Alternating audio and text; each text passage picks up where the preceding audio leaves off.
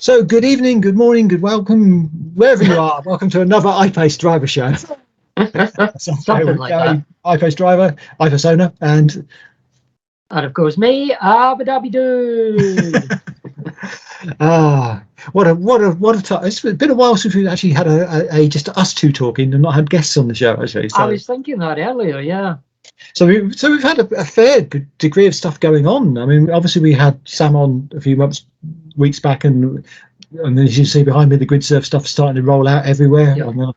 I just did a trip up to Manchester this week from Peterborough and was able to just not plan it, just stop at the services and charge when I actually need. No, you hush your mouth. That's not possible. It is possible, just. I mean, I did actually get to one where there were 3 people queuing for the charger, but I didn't actually charge at that one, so that was fine. But I mean, I think that's something they do need to sort out, this software problem they've got on the ABB. Yeah. I mean, I have to be honest, I'm not the greatest fan of ABB chargers. I've seen so many of them fail. Yeah. Not as bad as somebody else's chargers, but with the iPace, yeah, there are worse ones out there, but I mean, I have to say the ABBs do seem to be a little problematic. I mean, I wish that, I know it's always nothing's ever good enough, but I kind of wish they rolled tritiums out across the board. Well, they did it at rugby, and they worked really well. Although I have gone to rugby and found 2 of them failed, so that's and it's going to happen. It's really how fast they can write, and they are rolling out and getting stuff quickly fixed. I know they want to get the software sorted out. They are testing it. I mean, one really good thing about the grid server relationship for ABB is I think ABB are being told good and proper what they need to sort out on their software and because we know the grid server guys are EV drivers, and they know what they want. Exactly. So yeah. I mean, my one concern is something that you've raised as well before, is that when they enable the 2 vehicle charging per charger, quite a few of those sites, the actual chargers themselves are too close together to get 4 cars. You know, where you've got 2 chargers, there isn't enough physical space to get 4 cars lined up in front of them. Yeah, indeed. So squeeze an e-bike or something in there. You could squeeze an e-bike and charge that. James, my friend James from James and Kate would be very happy with that. With the bikes he's been testing recently. Yeah, very true. And if you haven't seen those videos, go watch them because they're amazing. Very much so. So, talking about chargers, we've got some quite exciting charging news actually, which is breaking this week. Actually, under embargo as we speak, but won't be by the time this is released on things. So, Osprey are announcing a £75 million rollout of 150 rapid electric vehicle charging hubs across the UK. Not 150 chargers, 150 charging hubs. That's huge. And each hub will hold 12 rapid chargers with a max power of between 150 and 175 kilowatts. And we'll come to why it's a max power in a range in a minute. This will be 1,500 chargers nationwide. The hubs will be conveniently located on A roads and motorways. They will be capable of adding 100 miles of range in as little as 10 minutes. That's the usual thing, but depending on the car, obviously. The first hub is due to open in Wolverhampton next month, which I think is amazing. Yeah. And there's a further 10 hubs under construction this year. Now, I love Osprey. I think they've always been one of my favourite charging networks. I think they're up there with Instapot. And this is brilliant. So the first 4 hubs are already under construction. They're adjacent to well-known popular retailers, including Costa, Lidl, Aldi, Pizza Hut, KFC, and Currys PC World. So they're all in sort of very high throughput locations. Yeah. And these will be deploying Kempower chargers. And you've probably seen the Kempowers as much as I have. The Kempowers are a brilliant concept because basically they allow you to share a power source. So rather than each box being sort of like a charger with lots of bits inside it, each of the ports is basically just a dumb cable, and then there's a box which is intelligent and shares the power between the various cables. And this means they can basically share a lower spec power grid supply Yeah. And you then use the fact that most cars have a charging graph, as we've seen, where it'll tail off. So if you're at the late part of your charge, then that power would be diverted to another car which is on the front. And this means that they don't have to convince the grid that they need to have full peak power for all the charges. Yeah, exactly. Which means they can put more charges in with a lower cost of actually installation, which is just a brilliant way of doing it. And I suspect we'll see a lot more people go into Kempower type chargers, and I can't believe that the other manufacturers won't come up with something similar, because it's such a natural thing to do for the way the UK energy market works. It's also, I mean, to be honest, the thing that leaps out to me about those Kempower chargers as well is obviously all the stuff you've just said, but it eliminates the need to educate drivers so much about their charging capabilities. I mean, for example, you can go to a Fastned hub, and they'll have, I'm going to make some numbers up, but let's say they have one 350 kilowatt charger, 275 kilowatt chargers, and 4 or 5 50 kilowatt chargers. And then you will get a couple of people with i3s or Nissan Leafs turning up, plugging into the 350 and the 275 kilowatt chargers, and then somebody turns up in the Taycan and all that's available is a 50 kilowatt charger. And a lot of people still don't understand that your car will only charge at the speed your car can charge at, regardless of the charger you plug it into. So you do still see a lot of people turning up with 50 kilowatt capable cars and plugging them into the fastest charger on the site. Yeah, indeed. This completely eliminates that, and that is a huge bonus for me. Yeah, and obviously it's not going to charge as fast as some cars can charge. But it's still really good. Exactly. Yeah. Do you want to know where these sites are going to be? Because I have the list. No, I don't care. Yes. So the first 10 are going to be at Banbury on the M40, in Suffolk somewhere at the A14, on the A14, not quite sure where that will be, Essex on the A127, Glasgow on the M8, East Lothian on the A1. 2 of these hubs in Scotland. I think that's... Woo! 2 I can reach. And that's actually quite interesting. I think that's a sign of the times in Scotland. I think with charging, it's actually becoming reasonable for some of these manufacturers to go into Scotland now. Whereas before, with the Charge Base Scotland being mostly free, it wasn't able. Wolverhampton we've already spoken about. Birmingham on the M6. Croydon, London on the A23, which I think is a very important place. That's a really useful site. Yeah, Crewe A534 and Brackley on the A43. So all really good sites and places where there's gaps in the charging and some hubs in there. So I think this is brilliant. I think it's really good to see, and it's great to see hubs appearing. I mean, I was up at what is probably the first. I mean, we know Gridserve have got their electric service stations, their electric forecourt type thing. But I was up with one of the MFG's new installations. So MFG is the Motor Fuel Group. They install petrol pumps. They install petrol stations. They have actually installed a station near Manchester, which is an EV charging station, and it is like a petrol station. It's got the shop. It's got the air pumps, it's got you to pump your tyre up, you've got the jet washers, you've got all the stuff you normally have at a petrol station, but no petrol pumps. And I believe, am I right in saying those chargers are covered as well? Yeah, they are. There's a lovely cover over the top. You keep dry, which you need.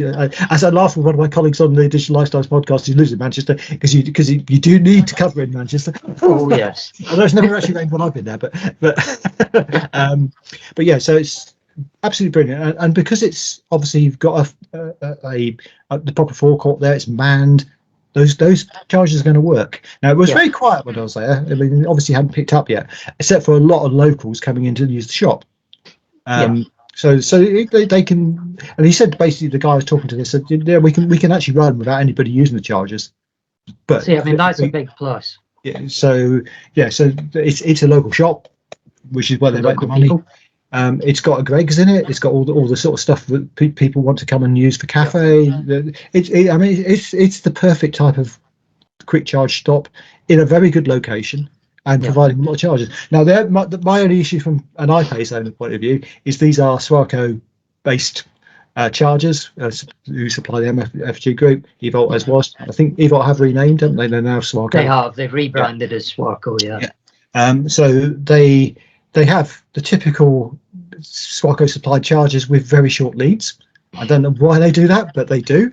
And I know, talking to people at these stations, that they've had complaints from Audi drivers and people that they've not been able to charge. And part of the reason for that is because I would not have been able to charge if I hadn't held the cable in so it connected properly, because they're so short, they're putting a lot of pressure on the cable, which is twisting it and making it not contact properly. And I think that's a lot of the problem. If you can hold it in while you start the charge, which actually is a bit of a contortion because you have to press a button on the screen as well at the same time to get it working. But if you can do that, then it will charge, and it will charge an iPace, and it did charge the iPace. It charged it very well, and charged it very quickly as well. Considering these are not particularly super high powered. Yeah, no, they're not at 400 volts, and they're just under 100 kilowatt. Right. But I did get 80 kilowatts consistently. So that's good. So yeah, really good. And the layout was brilliant. I was really impressed. It was what you want to see going forward. And if we get loads of these around, no people in cities and towns won't be so worried about charging. I get the point of having been the person without a home charger. I do get the point. Now I've got a home charger. Of course, I'd never go out and charge deliberately elsewhere. I'd use that, turn it on overnight and charge it. But talking about which, we ought to mention this whole debacle with the government this week with the smart chargers, which is not. I mean, to be fair, if you actually read the government announcement, it's been completely spun by the press. It really has. It's actually a genius announcement, and it's actually, I can't believe I'm saying this about a government announcement, but it's very well thought out. It is. It's a brilliant announcement. It is exactly what most people have been asking for. And yet it's been spun by some media people into this thing. And I've heard it from people this week. I've actually heard I've heard it. I won't buy an EV because now they're going to turn all the chargers off during the day. I mean, it's been spun as being all the chargers, which is not. It's only home chargers. It's only smart charger. And it's a choice. Yeah. And I saw Andrew Tills had comments as well on his Mr. EV. He's had comments on his videos with, I'm not buying an EV now because they're going to turn all the chargers off. And it's nonsense. And talking about Andy, his Mr. EV video on this subject is probably the best watched on it. He's covered it's brilliant. And covers it perfectly. And Maz covered it as well.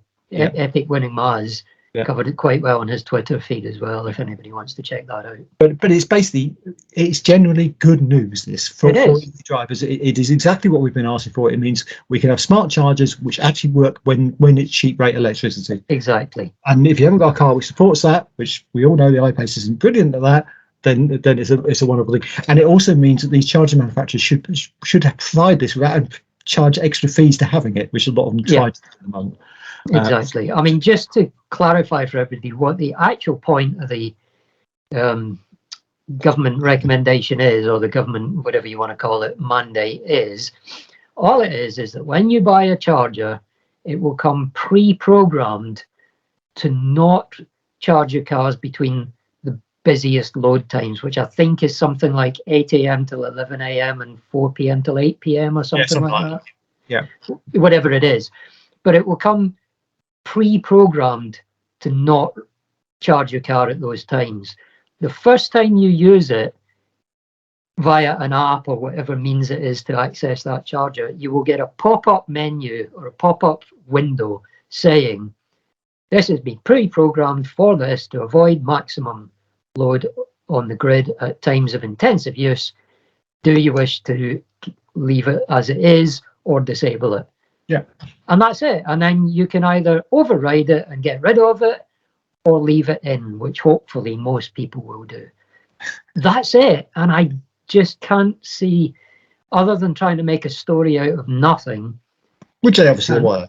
I mean, as you've rightly said this week, a lot of times, if something really annoys you in a headline, it's been done that way to make you click, and just don't pass it on. But that one I couldn't go without commenting on because of the fact it's actually affecting real people I speak to in the street. So, so that's that one. But otherwise, charging news at the moment seems good. I mean, we're getting loads of hubs. Instavolt doing hubs, Osprey doing hubs. It's just amazing. If you haven't seen my Instavolt interview I did on my channel and on Digital Lifestyle Show, that is really good. I watched it the other day, and it is excellent. Really good stuff in there as well from Instavolt. Yeah, and Adrian was talking about a lot of stuff they're doing, their new chargers and things, and and he really does listen. He was taking notes all the time about when I was talking to him after the interview about things. So really, really good, and I think we're going to see some real progress there as well. I think that's what I like about Instavolt and GridServe. Well, GridServe as well. Throw them in. Yeah. But Instavolt and Osprey, I was going to say, is not just that their networks are reasonably priced and reliable, but they both, and GridServe, are all very open to feedback from the customers, and they respond to it. It's not just lip service. They actually take it on board and react to it where it's,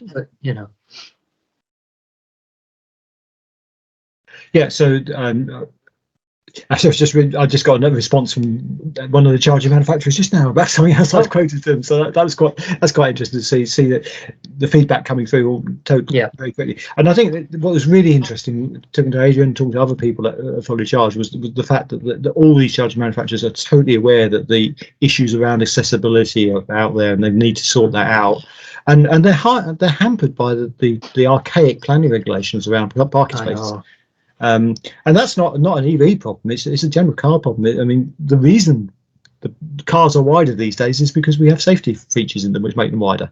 Exactly. And the parking, the allowance you have for a parking space, which you can do without going down too many planning regs, is very tiny because it was set in the late 1950s. Yeah, it's based around the Hillman Imp. Yeah, which was a large car at its time. Oh yeah, true. Yeah.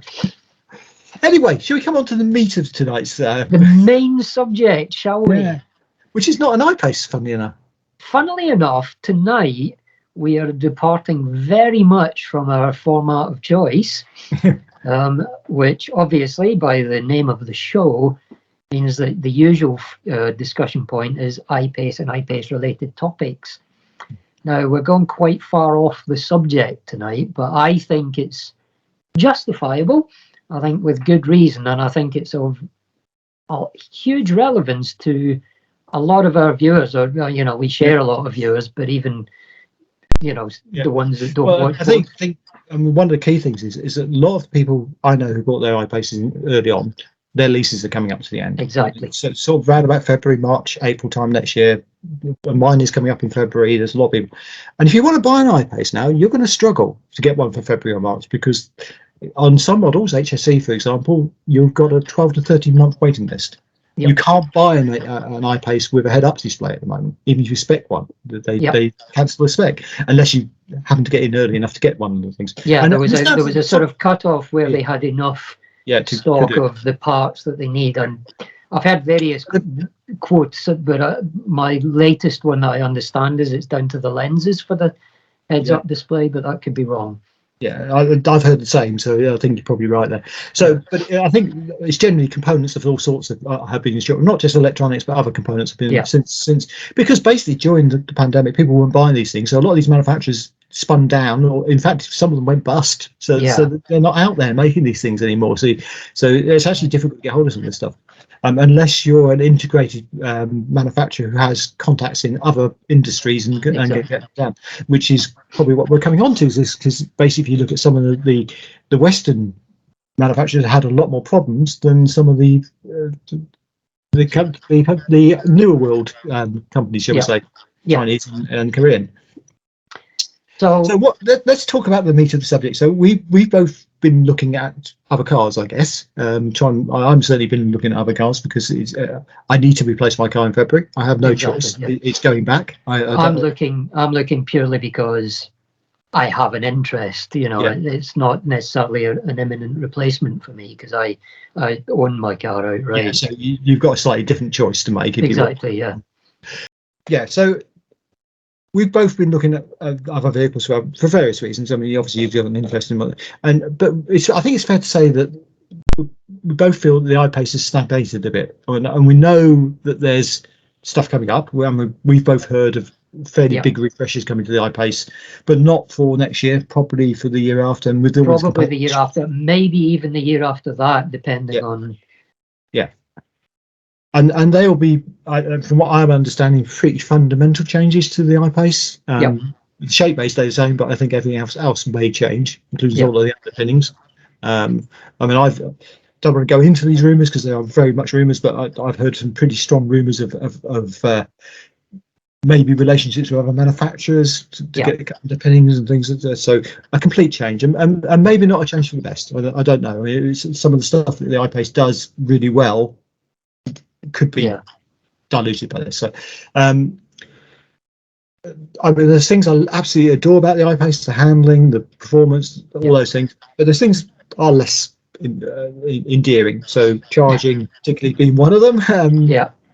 Reliability being another, having had another breakdown recently. Of course, you had an issue recently, didn't you? Which I mean, I should probably just mention that briefly. I mean, it wasn't an electric car issue. It was to do with the CAN bus. It was to do with the bus system, which is, I'm still amazed we still have cars running on a 1970s networking system, or at least early 80s networking system. But it's still mandated, so everybody has to still do it. But I mean, so all the components can talk to each other using this bus system, which does mean if one component starts failing, it can affect all sorts of other things. And basically what happened with my car was it thought it wanted to go forward and reverse at the same time. And being an EV, it actually tried to do it. I mean, there was a very loud noise when it happened. But and I did get to experience the Jaguar assistance this time. That's proper Jaguar assistance, proper branded. It was obviously AA, but the guy who's properly trained. And those guys are brilliant. I mean, he really knows stuff. And it worries me how much better he is than the dealer. I know what you mean. That really worries me, because he was able to install all the updates on my car, every single one of them, in less than 20 minutes. Yeah. Every time I've taken it in my car to the dealer to have an update, it's taken at least a day. Yeah. And they always tell you 3. Yeah, they always tell you 3 because things go wrong. Well, he said it never goes wrong when he does it, and he basically just runs it off the back of his van. And no need for an e-hook, which when you're working on electric vehicles, you're supposed to do if you're taking apart, because you're not doing anything, you're just doing updates. So that's that excuse out of the window. It's one of the reasons I've heard about the queues for doing updates is, we have to use the e-hook to we always have to safely the car before we actually start on these things. And they would, but what was really interesting and worrying was that the update was there was a known fault which they could fix with an update in one of the components, but the update's not pushed to all the dealers, and it's not actually generally available. It's only available if you have a problem, which always strikes me as the wrong way of doing things. And it's something I think Jaguar have got to sort out. And this is not an EV. This is generally on Jaguar. They tend to do this all the way around, because I have the impression they just don't trust the dealers. I don't think they trust the dealers to do the updates properly. Yeah, I think you're right. I mean, even if you look at the Park Paul update or service bulletin of recent times, was it H288? Oh, the number's escaping me now. Yeah, H288. You know, that was a failure which would completely disable your car if you suffered it. And again, it was held as something they would apply to your car if you took it in with a problem. And these things used to work when cars had a 6-month service interval. That kind of concept worked quite well. But when you're dealing with a car that's got a 2-year service interval, I think you need to be a little more proactive, to be honest. You do. Anyway, we went off a tangent there, but an important tangent, because it's actually leading into all this stuff. So the other thing I think I think we all know that the Jaguars are still way behind on some of the information system. I think they've improved things. I'm quite happy with my infotainment in my car. Yeah, I don't have an issue with it, to be honest. I'm quite happy with it now. But having played a bit with Pivot Pro, you've had the experience with it as well. And some of the feedback I get from people who've got Pivot Pro, it sounds like they've actually stepped backwards with what they've done. And they're just not that good at software. It's not their forte. And I think that other manufacturers do a way better job on that. So hence we've been looking at other vehicles, and we've both seen the same vehicle. And I'm really looking forward to hearing your comments, because I don't know what you think of it at all. So I know we haven't discussed. I should explain this to everybody. We haven't actually discussed. I had a little bit of feedback from you of what you thought of it a little while ago, because you saw it before me. But we haven't had an in-depth discussion. So tonight we are winging it. This is just us free-forming on what we both think about the car. So I think without further ado, we really need to start saying what the car is. So I know, because I've talked to a lot of iPace owners who are looking at this car as a possible replacement. Exactly. Yeah. So this is the Kia EV6, which is also basically the same underpinnings as the Ioniq 5. Yeah. And in some ways it depends what your style choice is. Now the EV6 looks a bit like an iPace, so I think that's probably why a lot of iPace drivers are attracted to it. We've said this before. I think there should be a new class of car called iPace clones, because they're just, you've got all this Mustang. It's inspired. In Callum should be really proud of what he inspired with that design. Absolutely, it has, and it's a natural shape for this sort of car. Yeah, So I think I gave you hints of this car coming, because I'd had some sneak preview stuff come through from Kia PR a while back. Yeah. And I remember that conversation we were having on Twitter, and you were saying that, yeah, they can do all that. Exactly. I mean, I was expecting. Is that really the spec? I was expecting a price that was, way beyond what Kia would normally charge for a car. And I guess it kind of is in a way, but I was expecting iPace type prices, to be honest. Yeah. And it's not. No. So I mean, there is a version of it which will be iPace prices, but that actually performs better than iPace. So well, see, yeah, again, I would argue with that. Sorry, I'm getting punchy already. Yeah. But I would argue with that, because what you're comparing then is the absolute top spec EV6 with the absolute bottom spec iPace. Yeah, indeed. And the top spec EV6. Really? I mean, I can't believe I'm saying this stuff. That top spec EV6 wipes the floor with the base spec iPace. There, I've said it. Yeah, it does. It does. I mean, the EV6. So there are several models of the EV6, and we'll go a bit more on that. But the EV6 Air is the base model, and that comes with a hell of a lot of equipment. I know, yeah. And a 0 to 60 time of 4.5 seconds, which is what you can do in eco on the iPace. Yeah. Well, the official one is actually 5.2 seconds. Yeah. But there have been multiple people demonstrated it going about 4.7-ish. Yeah, 4.7.8, I should say, not 4.5, but 4.7 is what people are doing 0 to 60 in. I think it's 0 to 62 is the quoted one at 5 point. It is, yeah. But yeah, I mean, it's similar to what you get when you're in iPace and eco mode, basically. And it's very difficult. I'm going to suggest that's going to be very difficult to tell the difference between, especially because of some of the things it does cleverly at low torque and mid torque. And certainly with the gearing between the two drive systems. So the base model that's rear wheel drive. Then you've got the GT line, which is the slightly up spec model, bigger wheels, few more features, and then the GT Line S, which is the sort of the top of the range you can buy currently. And then there's this super GT, which is going to be, I can't remember what the spec is of that. I've just gone blank on the speed, but it's quick. It's 3.3 seconds, I think it is. Not to 60. Oh no, actually not to 62. Yeah, 0 to 62. So that's really quick, and also lots of handling tweaks and stuff on it. 577 brake horsepower, I think it is. Yeah, it's crazy. And again, that's at a similar price to an iPace S. 58. Yeah, 58. So an iPace S is about 65 at the moment. Yeah, although there are some discounts you can have and stuff. There's some deals to be had on that. You could probably get an iPace S with a bit of hard bargaining. You could probably get it for about the same price as GT. Although I have to say, at the moment, you could get a better contract deal on the iPace than you can on. Very possibly, yeah. Because EV6 is unknown to the contract market. They don't know what its residuals are going to be like. Yeah. So they're always a bit. Early adopters always get punished on the contract market. Indeed, yeah. But yeah, but that's a crazy car. I mean, the only reason I'm not looking at it is I don't like the green stitching. But well, interestingly, I spoke to them about that because I'm not a huge fan either. And they said, what they told me was initially, if you buy the GT, that's the interior. Yep. You have the green stitching. But what they did point out to me is it's not actually as bad as it looks in the publicity photos, because in those publicity photos, they've set all the ambient lighting to match the green piping on the seats. So it makes it look like there's a lot more green than there is.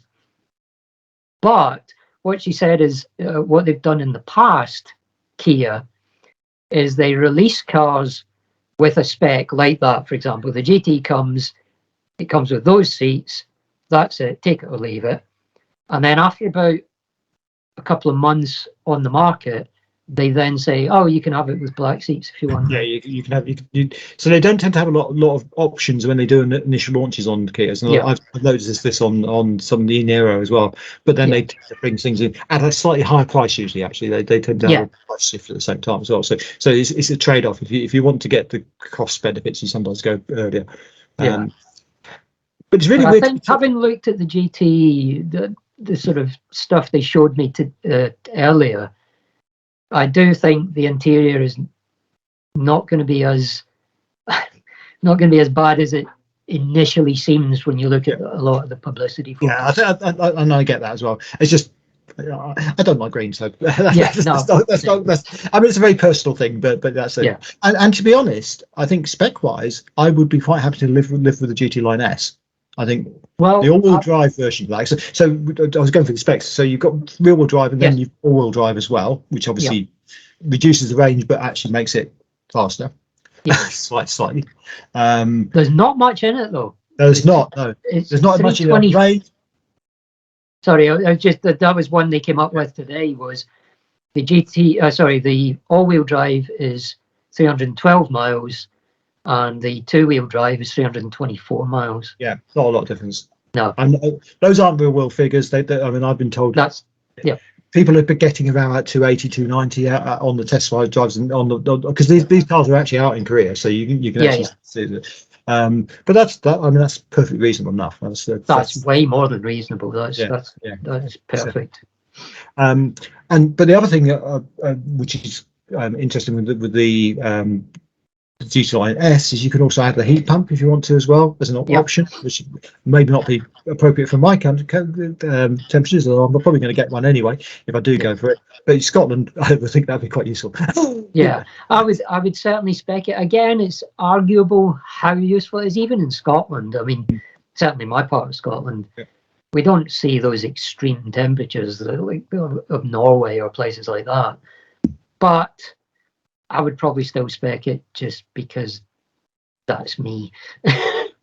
So I don't know if you discussed the drive modes with them when I'm speaking to them. So all the WLTP figures will be in normal because that's the default it runs in. So if you switch to Eco, you're going to get a lot more mileage because one of the clever things it does, it has a clutch system to disengage the front wheel drive.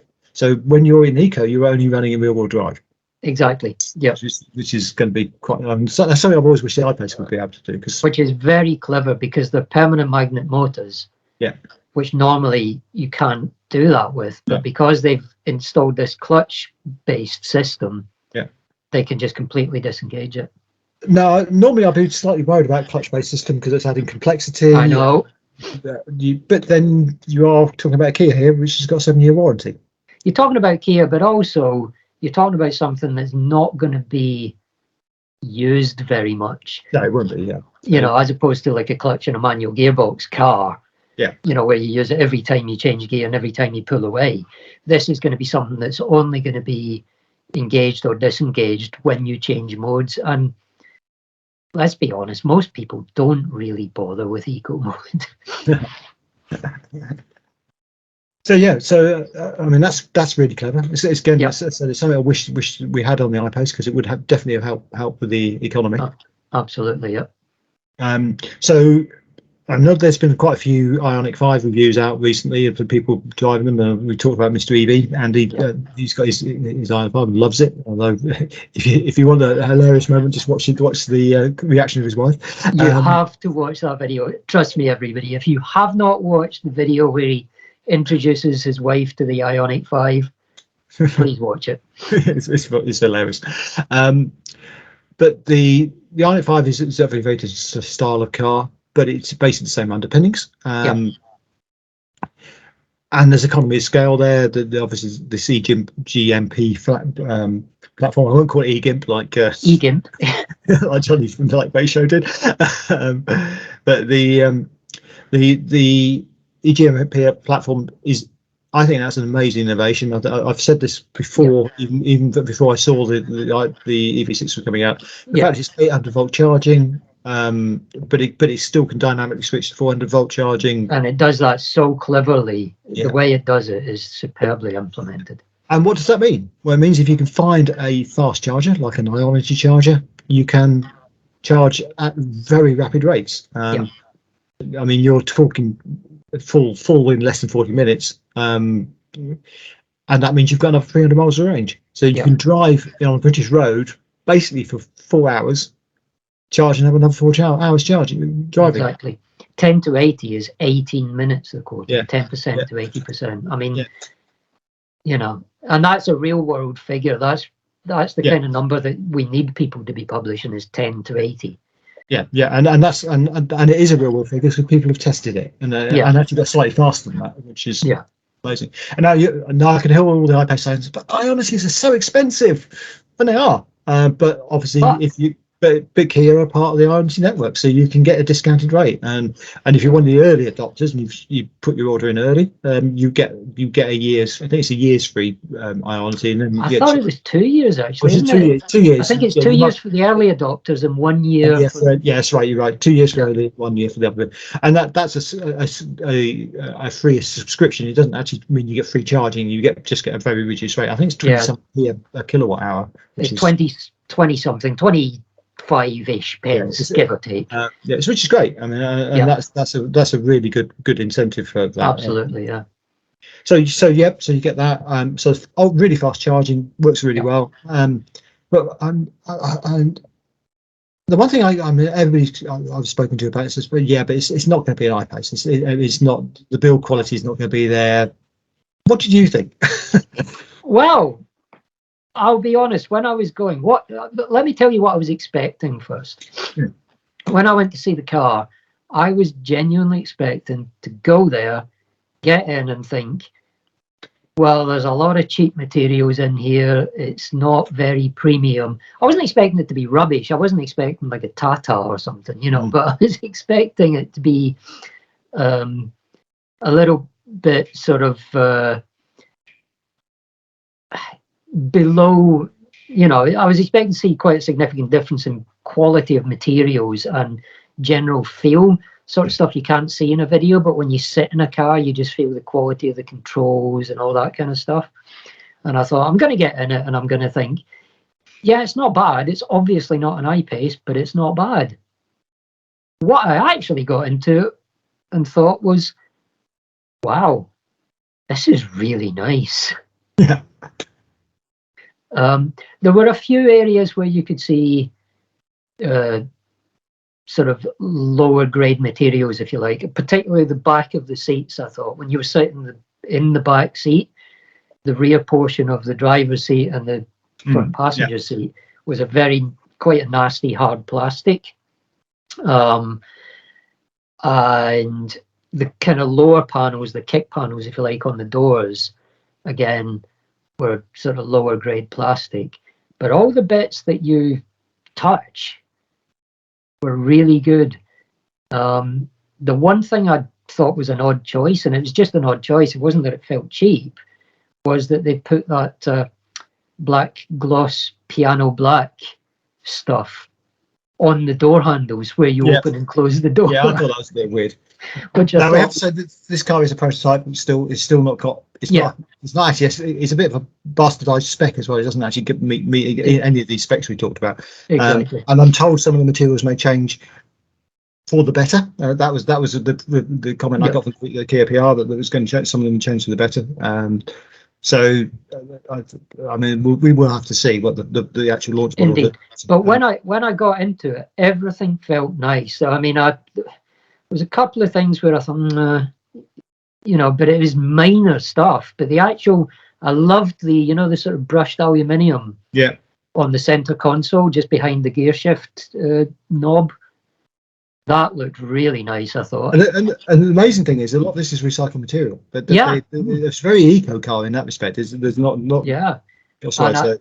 I really like the dashboard as well. You know, that kind of almost like a ribbed material with the sort of vertical stripes on it, the irregularly spaced vertical stripes. And I thought that looked much nicer in person than it did in pictures. I actually thought that looked really quite premium. The screens are lovely. Screens are really nice. And I like the steering wheel. Proper buttons, none of your touch sensitive nonsense. Yeah, one of the negative comments I've heard about it quite a bit is the steering wheel shape, but I actually quite liked it. I actually didn't mind it. I'm not normally a 2-spoke steering wheel fan, but I think it worked. It works in terms of the relationship to the dashboard. Now I've seen the iPace 5 as well. Well, and that's got actually the same information system, infotainment system, but it's the layout is different. It's very flat, whereas the EV6 has got a nice curve shape to it, and it does look premium to me. And it looks very completely agree. I mean, I think this is the best competitor to the iPace I've seen, and I'm finding it very hard to justify £30,000 difference in cost. That's where I was going to go with it later. Yeah, I'm completely with you. I went there expecting to, as I say, I was expecting to say, oh, it's lovely. It's not an iPace, but it is cheaper. But I came away from there thinking, what does the iPace offer that doesn't? And I couldn't think of very much. Now, I don't think they do over-the-air updates, do they? I could be wrong on that. They do. So they don't currently do over-the-air updates for any components. They do for the infotainment system, which is something that you actually want to change anyway. To be honest, So that's a restriction, but they are apparently pretty good at getting people in for software updates on although not so much in the UK. Europe is better than the UK, so I'm told that. But that's something that may change. So that's one thing. I think handling may be another aspect. Obviously, you can't get air suspension on it, so that's one area where. Well, the GT is air suspension. Yes, so on the GT line you can't, but on the GT you can get. But it's not quite the same type of air suspension as the iPace has got. It's certainly not meant to be an off-roader in any sense. Oh no, you haven't got that. You haven't got the ground clearance the iPace has got. So there's some bits and pieces there which are. One other comment I've heard about is people saying that it hasn't got the same luggage space as the iPace, which is interesting because I actually measured it when I tested it, and it's actually deeper than the iPace. It's just shallower. So yes, maybe actually the total cubic capacity of it is lower, but actually maybe the usable space is possibly more. So it's one of those trade-offs. Exactly. I mean, certainly the boot was zero concern for me. I know, depends on how much stuff you have to carry on a regular basis. Like big families and things like that, it may be more critical, but certainly it was not. It could not be described as a small boot. No, and it has got a very small front. I was about to go there as well. If you go for the all-wheel drive, you just lose so much. I mean, it's like a tray, really. You could just. It really is. I mean, in fact, I took a photograph of it, which I will cut into the video here. But it is, I mean, it's a laptop. It's literally a laptop. Yeah, you could just about. We did test it, and you can get the cable in there. You can, you can squeeze. It's kind of an L-shaped space, and that you've got a flat bit, and then it kind of drops off into a little bit about that wide and that deep. So you can squeeze a cable in there. So you could probably get a charging cable and a laptop, a small laptop. But it is a cab forward design, so it's very much like the iPace. You're using all that space under there for your feet, basically. So if you buy the rear wheel drive, you get a 50-litre fruit. Yeah, which is quite reasonable. That's I mean, I wouldn't buy just the rear wheel drive. I mean, I think, but I don't think it's actually unlike a lot of cars. I don't think actually just having the rear wheel drive is a bad thing on this one. I think the all wheel drive, the difference between rear wheel drive and all wheel drive is actually fairly low on this one. And it's just I have a preference for all wheel drive. So I think the handling is one thing. We haven't got the torque steering. We haven't got some of the stuff. I'd be interested. They say they've set it up for good handling. I've certainly heard some reports of understeer on it on some of the test drives. So I want to get my hands on one and actually drive it. Same. I mean, we should make that proviso quite clear that we're basing this purely on the physical, tactile aspects of the car, if you like. Both of us will drive it very soon. But neither of us have as yet. Yeah. I mean, I have spoken to people who have driven them. So I've got personal friends who've been some of the managed to get some of the review cars and actually had to drive them. And the general feedback has been incredibly positive. Including someone I know who actually owns an iPace and has now had no intention of changing his iPace. He's now on the EV6, having done one of the test drives. So I think that says a lot. I think.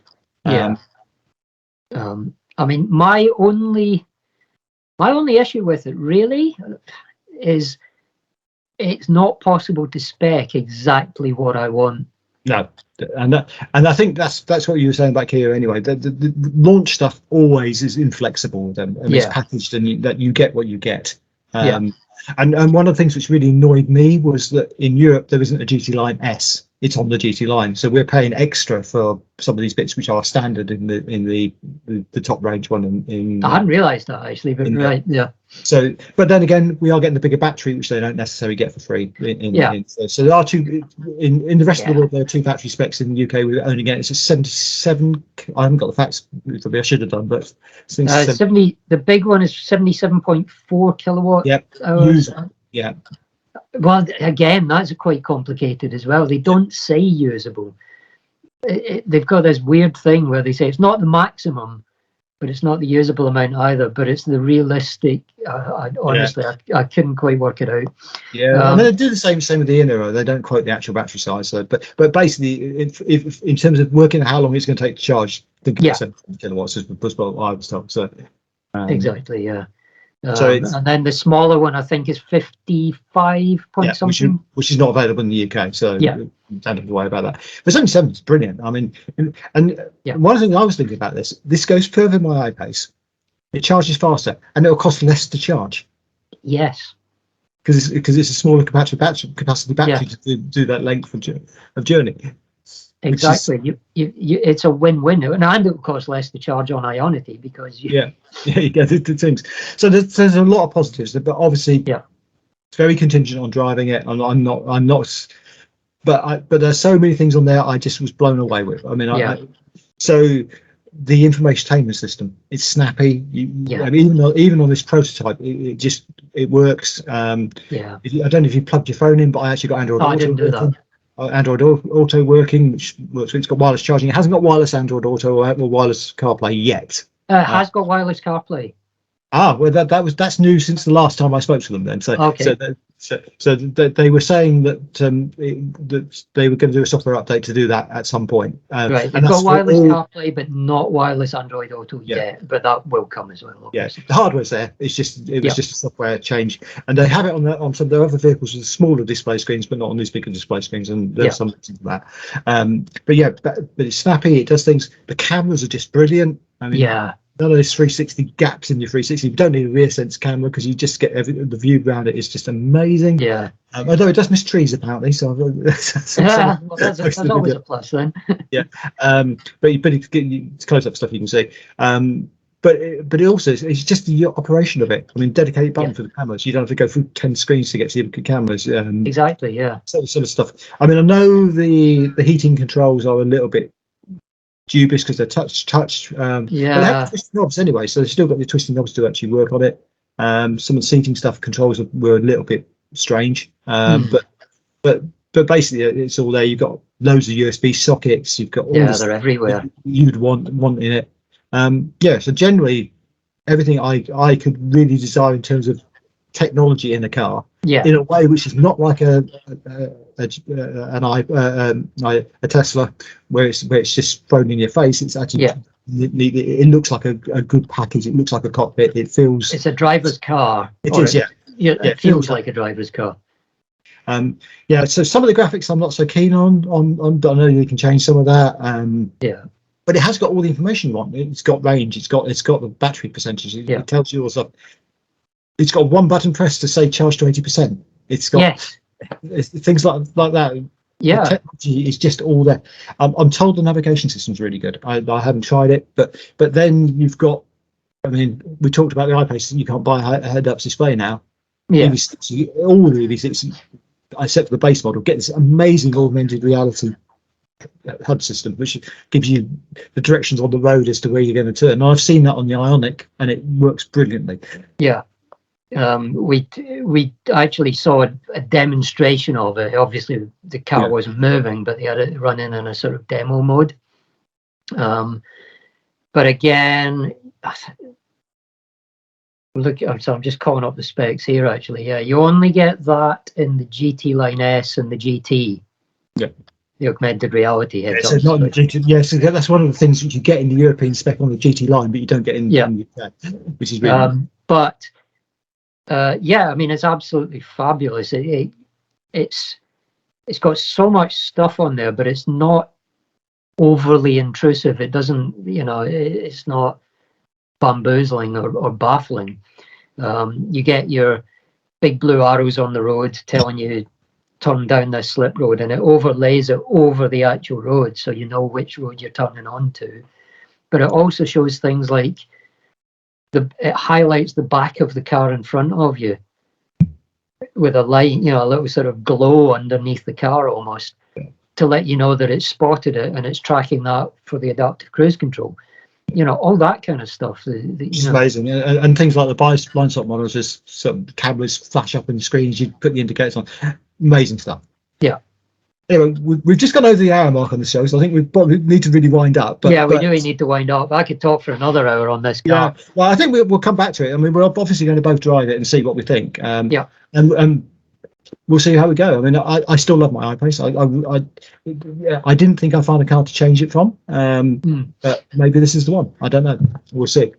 Could well be. I mean, certainly, whenever my next changes come in, and obviously I'm not on a fixed timeline like yourself, but it would certainly, at the moment I think it would be probably a GT Line S. I would love the GT performance and the GT suspension, but you lose the electrically powered seats and vented seats as well. You don't get cooled seats in the GT. Yeah. So, and you don't get the side airbags either. So the ones in the sides of the seat don't exist on the GT either. So it's a little bit increased safety and a few more comfort features in the GT Line S. The trade-off is a bit of performance, but only a little bit. Well, quite a bit, but only a little bit compared to the iPace. Exactly. Yeah. I don't think, I'm like you, I don't think you would distinguish a difference if you got into it and floored it. I don't think you would say, oh yeah, that feels about 0.2 seconds slower than an iPace. Yeah.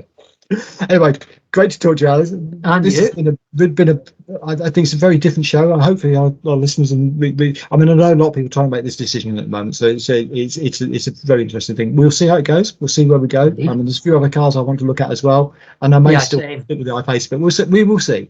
Anyway, for now, I really want to see the new Mercedes as well, the EQS and the EQE. The EQE as well. Anyway, for now, we'll call that a night, and we'll catch everybody next time. Indeed. Thanks for watching. Okay.